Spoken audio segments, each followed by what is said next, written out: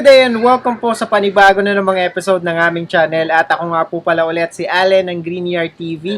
And para naman sa vlog natin for today, mag-focus naman tayo ngayon sa mga different varieties ng alocasia. So ito yung mga tips and tricks at pag-aalaga na ginagawa namin dito sa mga allocation namin, different varieties tayo. At bago tayo magsimula sa mga bago pa lamang po sa aming channel, huwag niyo pong kakalimutan na mag-like, share, and subscribe. And pakihit na rin po yung notification bell para maging updated kayo sa mga susunod pa naming videos.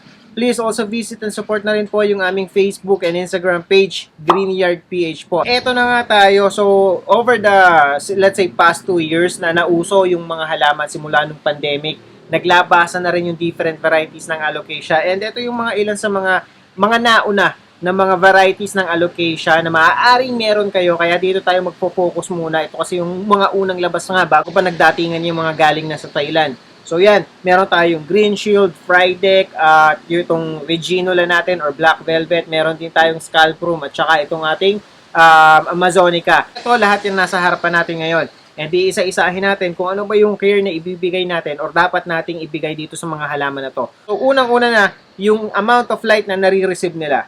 Etong mga halaman na to na nasa harap ninyo, hindi naman sila maselan pagdating sa amount of light. Kailangan lang nila yung bright but indirect sunlight.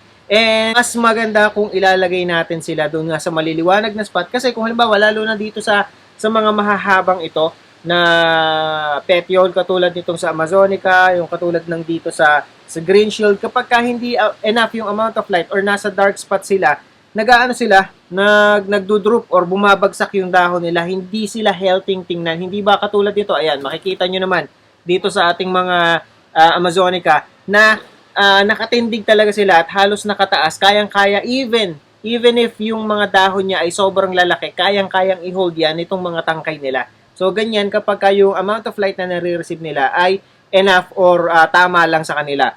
Morning sunlight, direct sunlight, walang problema sa kanila. Hindi pa lang namin sinusubukan na ilagay sila sa, let's say, sa isang spot or part ng bahay namin na tatamaan siya ng direct sunlight kapag kahapon. So yun, medyo mainit kasi yung sikat ng araw kapag ganun. At maaaring masunog yung mga dahon ng mga allocation ninyo. Pero itong mga ito kasi yan, yung Green Shield namin, aming Black Velvet na to, ito morning sunlight sila. Pero itong isang to, tinatamaan siya ng sabihin nating direct sunlight ng around 11 to 12. After that, wala na kasi yun yung pinaglalagyan niya eh. So medyo nasa labas siya na parte ng bahay. Pero ayan, so far naman, hindi naman siya nasusunog. Hindi naman nagkakaroon ng kahit na anong damages dun sa dahon niya. Maliban na lang, katulad nito, ayan. Ito kasi ay, hindi naman siya sasabihin mong sunog ng dahil sa sa sikat ng araw. Dahil ilan lang naman eh. At saka napansin ko dito, ito naman ay yung isa sa older leaf niya na. So minsan hindi maiwasang matuyo yung mga older leaf niya at wala namang magiging problema doon kung halimbawang yung mga older leaf niya masisira. Katulad dito sa Black Velvet na rin. Ayan, hindi talaga maiwasan. Kung mapapansin nyo naman na yung older leaf yung unti-unting nalalanta, so wala kayong dapat ipag-alala. Ganon din yon sa pagdating dito sa mga allocasia. Sunod naman yung watering. Siguraduhin nyo lamang na laging moist yung soil ng allocation ninyo. Huwag nyo hahayaan na matuyo ng sobra kasi magre-reflect yan doon sa mga dahon. Doon nyo mapapansin yung mga magkakaroon sila ng mga tuyong dahon o tuyong gilid. So pagkatapos hindi naman sila tinatamaan ng direct sunlight, maaaring ibig sabihin yan ay kulang sila sa tubig. Pagdating naman sa fertilizer, dalawa lang naman yung fertilizer or tatlo yung ginagamit naming fertilizer. Complete fertilizer, dito sa aming Black Velvet, dito sa aming Scalprum, ay may nakalagay at saka dito sa aming Alocasia Amazonica. Meron kami ditong nakalagay na Osmo Coat. And yung Osmo Coat na yan, ayan, nandyan lang naman makikita na nakabudbud siya sa ibabaw. Etong aming etong Reginula namin, ito kasi ay niripat ko, inilagay ko siya sa much bigger pot. Pinagsama-sama ko siya, I think 2 o 3 puno siya para mas magandang i-display at mas makapal tingnan. Etong Amazonica, dito na siya kumapal. Nakalagay siya sa smaller pot, itinransfer or niripat ko lamang sa much bigger pot and nagtuloy-tuloy pa rin siya sa paglaki at mas lumaki pa yung mga dahon niya at saka mas kumapal siyang tingnan. So, yun. Eto, sa ilalim nito, nilagyan namin ng Osmo Coat. Parang layer by layer yung ginawa namin. At pagkatapos, sa ibabaw, meron pa ring Osmo Coat. And, sinasabayan namin siya. Kung napapanood niyo yung mga previous vlog, gumagamit din kami ng MSG. Ito yung mga, mga test subjects na mga halaman. And, sinusubukan ko siya talaga or ina-apply namin siya dun sa mga halaman namin para makita yung magiging, yung magiging resulta doon sa paglalagay ng MSG. And so far, so good. Wala namang kahit na anong negative side effects sa mga halaman. So yun, kahit pa yan ay sabihin nating meron ng Osmocote na nakalagay. Dinidiligan namin kahit once a month man lang or kaya every 3 weeks na may MSG para makatulong at maging enough yung nutrients na nakukuha ng mga halaman namin o ng mga allocation namin. So, yun yung mga fertilizer na ginagamit namin. Ang susunod naman ay yung mga peste or insekto na maaaring makasira dito sa mga halaman o sa mga allocation ninyo. Ang una dyan, yung mga spider mites o even yung mga gagamba talaga, maaari silang mamahay kasi minsan naghahanap ang mga gagamba ng mga ng mga malalaking dahon kung saan maaari silang makapagtago or gumawa ng sapot nila. And yun yung I think pinaka-prone dito sa mga sa mga alocasia. Kung ikukumpara natin siya sa mga sa mga caladiums, mas less sila yung less sensitive, mas sensitive pang ingatan o pang-alagaan itong mga caladiums compare mo dito. Mas alaga namin yung mga caladiums namin. And alam nyo ba, halos magkakatabi din naman sila ng spot. Mas more on yung aphids sa mga caladium talaga. Itong mga Amazonica namin, hindi naman kami nag-spray ng kahit na anong pesticide dito sa mga to, kahit yung mga natural pesticide. Pero hindi naman sila kinakapitan ng mga aphids. So wala kayong magiging problema doon based on our experience. And yun ang pinakakalaban lang namin dito, yung mga halimbawa gagamba at saka yung mga suso or snail. So yun, kasi itong mga allocation namin, sa ground siya lalong-lalo na kapag sa ground nakalagay yung inyong mga halaman, itong mga allocasia. Ito kasing sa amin, nasa gilid ng bahay, nasa may lupa. So may tendency talaga na gumapang yung mga snail or bukyo kung tawagin dito sa amin, dito sa mga halaman. So nakakasira kasi talaga siya ng halaman. Kaya katulad nito, saktong-sakto, meron itong ating green shield na snail. So meron na ako natanggal ditong isa pa sa sa Amazonica. Hindi ko na napakita. So yan. And yun lang yung mga dapat nating i-check lalo na kapag halimbawa nasa labas nga sila para at least ma-maintain natin yung ganda ng allocation natin. Kasi sayang naman kung halimbawa mapapabayaan, sayang yung ganda ng mga dahon nila. Yung snail yung pinaka problema nyo, or even yung slug kasi kung hindi ako nagkakamali yung slug, marami akong nakikita dito kasi sa amin, yung gumagapang na wala siyang shell. So yun yung karamihan na nakikita ko at saka itong ang bukyo. Kaya isa pa nga pala yung linta. So kung yun ang pinaka-problema ninyo sa inyong mga halaman, ang isang pinaka-best option na pwede nating gawin sa mga halaman natin, kapag ka nakakita kayo doon at gusto nyong supilin or puksain na yung mga slug na yun or snail, lang siya, baking soda lang siya. Bubudburan nyo lang ng baking soda and yun na, mamamatay na siya. And very effective yung baking soda pagdating sa mga ganon, sa mga snail slugs. O kaya naman, pwede natin gawin, talagang marami at laging pinupuntahan ng mga bukyo, ng mga suso, yung inyong mga halaman, mga allocations ninyo. Palibutan nyo na, budburan nyo na sa palibot ng labas ng paso niya yung inyong yung inyong mga allocation nung pinaka baking soda. And yun na, para ma-prevent yung pagpunta ng mga suso doon sa ating mga halaman. At kung nais nyo talagang magkaroon ng mga malalaking dahon yung inyong mga allocations, even itong mga black velvet, lumalaki naman yung mga dahon yan, katulad nitong isang to, ayan. So, hindi pa yan yung maximum niya, may nakita pa ako na mas malaki dyan, pero dito sa halaman na to, yan yung pinakamalaki na meron tayo. Makakatulong yung amount of light at saka yung fertilizer, yung MSG para makapagpalaki tayo ng dahon ng ating mga halaman. Kapag hindi enough yung nakukuha nila na nutrients, malabo talagang lumaki yung mga dahon nila. Kahit pa sabihin mong matagal na sa inyo yan, dalawa lang yan, kulang sila sa nutrients o kaya naman yung kanilang paso na pinaglalagyan.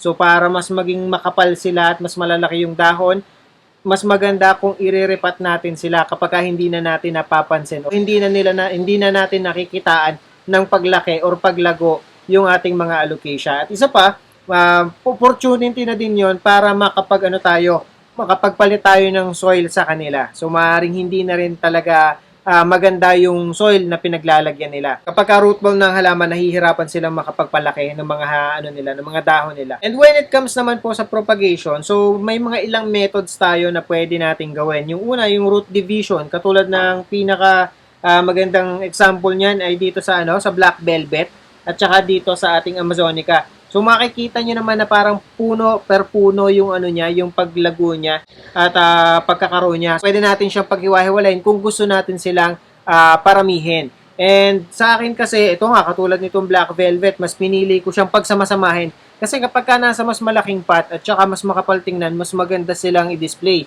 And ito, hindi ko na rin siya pinakailman, hindi ko na rin siya nilikot. Mas nagagandahan talaga ako kapag ka makapal. And yun, nasa sa inyo naman yun. Etong Black Velvet, pagkadating sa propagation, kung halimbawa root division, sa tingin ko, isa to sa pinakamabilis sa lahat ng allocation na meron. Mabilis lang siyang magkaroon ng mga panibagong puno na maaari nating paghiwa-hiwalayin kung sakaling gusto nating magbenta. Ito naman sa Green Shield, parang may mga maliliit na bilog kayong makikita. Mga bilog-bilog na yan na parang buto-buto, pwede nating kunin yan at ilipat or i-transfer na sa pot. Medyo matatagalan lang ng konti kung kukumpara mo sa sa root division kasi syempre yan automatic meron na kagad na puno. Iintayin na lang natin na ma-establish sila. Ito, medyo palalakihin natin kasi magagaling sila sa buto talaga. Katulad ng nangyari dito sa scalp room namin. Yung scalp room kasi namin, galing pa siya ng Davao. Ito yung parang after nung Black Velvet, ito na yung mga lumalabas scalp room. And ayan, bumili nga yung nanay ko ng scalp room. Pagdating dito, syempre, akala namin patay na, ang natirang dahon sa kanya, iisang dahon, pagkatapos yung buto. Sinubukan lang namin biyakin, nakita namin sa loob no napakaraming buto. At yung buto na yon, yun yung itinanim namin. At makikita nyo, mapapansin nyo, lahat ng itinanim naming buto, ayan, nagsibulan. Sa tingin ko, mga mag-iisang taon na yan. Etong scalp room namin, sulit naman. Nung una, akala namin hindi sisibol, pero nung nagsibulan, nagsabay-sabay mula sa pagka-baby talaga na mga alocasia hanggang sa naging ganyan na siya ngayon. So, ayan, nagtuloy-tuloy na lang sa pagdami, nagkaroon na rin ng mga panibagong puno. Nung nag-mature yung mismong halaman, nagkaroon na ulit siya ng mga panibagong puno. Ayan, kumapal na, hindi na namin napigilan sa pagkapal. Yung mga ilang ways or methods na pwede nating gawin kapag gusto nating mag-propagate naman itong mga allocation natin. Idagdag ko na rin, lalong-lalo na yung albo or yung variegated alocasia. Mas kailangan talaga natin na na ilagay siya sa bright but indirect sunlight para ma-maintain yung niya, yung variegation na meron siya. At the same time, hindi rin natin pwedeng ilagay naman sa nabibilad sa sikat ng araw dahil yung mga variegation niya na yan, napakadaling masunog niyan. Kapag hindi sanay yung mga albo ninyo at nainitan siya, lalo na kapag yung bandang pahapon na, sigurado sunog ka agad yung mga albo ninyo. Sa tingin ko, isa siya sa pinaka mahirap alagaan pagdating sa alocasia. Hindi naman sasabihin mong mahirap siyang buhayin kasi kung bubuhayin, madali lang din. Wala din siyang pinagkaiba dito sa mga ibang alocasia, mabubuhay siya. Ang problema mo sa kanya, nagre-revert siya.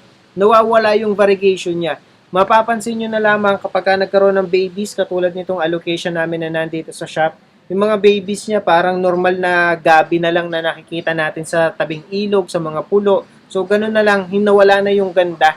So, yun yung mahirap sa kanya, yung pag-maintain ng variegation na meron siya. Ayan yung mga buto-buto na yan, pwede natin kunin yan at tsaka itanim. Itong ang isang to, medyo malaki na kasi siya. Yung maaaring sumibol na panibagong puno. Ito yung isa, medyo maliit pa lamang tong isang to, pero pwede na natin siyang i-separate kung gusto natin. Hinahayaan ko na lang din muna siya dyan. At pagkatapos, ayan, ang dami, kung mapapansin nyo. May mga maliliit. So, yan, pwede natin kunin yung mga yan. Kung gusto natin magparami at mag-propagate. Ito ang isang to, ayan, may sumibol ng panibago dito. Ito yung isang dahon niya. At kapag hindi nyo nilikot yan, kakapal. Kakapal yung, yung green shield nyo dito sa pinaglalagyan niya. At ito naman yung isang example, hindi ko muna talaga siya tinanggal. Para makita ninyo, ito yung magiging problema kapag nasa labas sila. Minsan kahit nasa loob ng bahay, mo i-expect na magkakaroon ng mga slug, mga linta sa loob ng bahay. Pero siguro kapag halimbawang marami kang halaman sa loob, ganun talaga yung nangyayari. Kaya kailangan lagi nating i-check yung mga gilid ng paso. Ayan. Ito yung mga gilid. Minsan kasi dito sila nagtatago o kaya paakyat pa lamang sila. Wala pa dito. Kasi kung ito lang i-check natin, kadalasan nandito sila sa likod, nasa mga blind spot natin. Kaya pag hindi natin na-notice, ayun, problema na siya. Uod, wala naman akong nakikitang uod. Sa tinagal-tagal ng mga allocation namin, wala naman akong nakuha na uod sa mga allocation. Pinakakalaban lang talaga, snail slugs, linta. So, yun. Pagdating naman dito sa Amazonica, ito yung sinasabi ko sa inyo. Ito, pwede natin tong kunin kung gusto natin. Ayan, di ba? So, tatanggalin natin siya sa paso, tatanggalin natin yung soil niya, at pagkatapos, Paghihiwa-hiwalay natin, ilang puno yan? 1, 2, 3. Yung 3 yung nasa harapan, 4, 5. So may 6 na puno tayong makukuha dito kung gusto natin siyang paghiwa-hiwalayin. At mapapansin niyo, ayan na yung ugat niya sa ibabaw. Nagsisimula na naman siya sigurong mag-root bound. Ang bilis nito kasi wala pang isang taon, baka mga 6 to 8 months lang to. Nung simula nung inirepat namin siya. Ang isang maganda dito sa sa alocasia ay ayan makikita nyo, dikit-dikit lang siya. Hindi ba siya katulad ng ibang halaman na kunyari, ito yung main puno niya, maaring sumibol dito. Yung isa, yung sa green shield, di ba? Meron tayong makikitang baby dito. Dito sa Amazonica namin, hindi pa ako nakakita ng may sumibol ditong puno sa medyo malayo. Lagi silang kumpul-kumpul or dikit-dikit. Makikita nyo, healthy naman yung mga dahon na nakapalibot sa black velvet natin.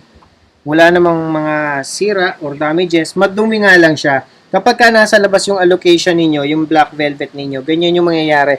Nauulanan, matutuyo, magkakaroon ng ganito, at saka isa pa, maaalikabukan. Yun yung isang problema kapag ka nasa labas. Yun nga nasa loob ng bahay, nakakapasok yung mga alikabok, ano pa yung mga nasa labas. Kapag ka ganitong single lang naman, hindi tayo dapat mag-alala dahil maaari, silipin natin kung saan siya nanggaling. Kung makikita nyo, nasa pinakailalim siya at pinakalabas na portion. Kaya ibig sabihin, one of the older leaf na ito ng ating black velvet, kaya nagkakaganyan na. So kung paisa-isa, wala naman tayong magiging problema. Hindi tayo dapat mag-alala. Kung makikita ninyo, akala mo tuyo na siya, di ba? Parang tuyo na siyang tingnan. Pero kapag ginanon mo siya, pinoke mo siya ng finger mo, yung pinakailalim niya, mamasa-masa or moist pa rin siya. Kaya ibig sabihin, hindi pa rin natutuyuan itong ating alocasia. At ang isa pa pala, pwede rin yung rhizome. Yun pala yung nakalimutan ko sabihin. So may mga laman din siya kasi gabi din siya, para din siyang caladium na pwede nating gayatin na siya nating itatanim. So yun lamang po, and I hope nakatulong at nag-enjoy kayo sa panonood ng video na to. And again, sa mga bago pa lamang po sa aming channel, huwag niyo pong kakalimutan na mag-like, share, and subscribe. And pakihit na rin po yung notification bell para maging updated kayo sa mga susunod pa naming videos. Please also visit and support na rin po yung aming Facebook and Instagram page, Greenyard PH po. At sa mga gustong bumisita sa aming garden, naandi dito po sa screen yung aming complete address. So magkita-kita po ulit tayo sa susunod na episode ng Greenyard TV, and thank you for watching.